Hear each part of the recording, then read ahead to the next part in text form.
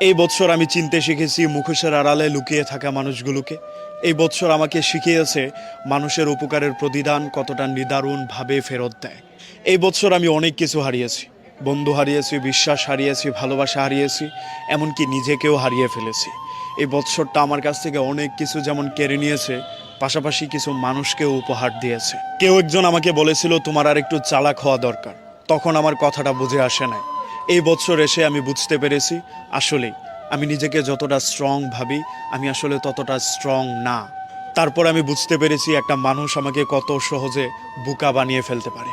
আমার মা আমাকে সবসময় বলতেন এত সহজে মানুষকে আপন ভাবতে নেই।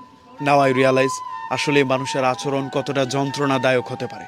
মানুষ কতটা যন্ত্রণা দেওয়ার পরেও নিজের মধ্যে একটু অপরাধ বোধ কাজ করে না। মানুষ কিভাবে সূচ হয়ে ঢুকে ফাল হয়ে বেরিয়ে যায়। এই সব কিছুর পেছনে আমি একটা জিনিসকেই দায়ী করব, আমার ভাগ্য। তারপরেও আমি এইটা ভেবে শান্তি পাই যে এই বছরটা আমাকে অনেক কিছু শিখিয়ে দিয়েছে। পাওয়া না পাওয়া, প্রাপ্তি অপ্রাপ্তি, শূন্যতা কিংবা বন্ধুদের আবির্ভাব সব কিছু আমাকে আরেকটু নতুনভাবে প্রস্তুত নিতে শিখিয়েছে। তারপরেও আমি কৃতজ্ঞতা জানাই সেই সব মানুষদের যারা আমার খারাপ সময়ে পাশে এসে দাঁড়িয়ে আমাকে ভরসা দিয়েছিল। আমার সব কিছু ছেড়ে যাওয়ার পর যে মানুষগুলো আমাকে নিঃস্বার্থভাবে ভালোবেসেছে। কৃতজ্ঞতা জানাই আমি আমার সৃষ্টিকর্তার দরবারে, যিনি আমার কাছ থেকে অনেক কিছু কেড়ে নেওয়ার পরেও আমাকে স্থির রেখেছেন, আমাকে শান্ত রেখেছেন, নতুন কিছু করার স্বপ্ন দেখার সামর্থ্য দিয়েছেন। পৃথিবীতে যেসব মানুষ আমাকে ছেড়ে গিয়েছিল তারা ভালো থাকুক, যারা আমার সাথে জুড়ে গিয়েছে তারাও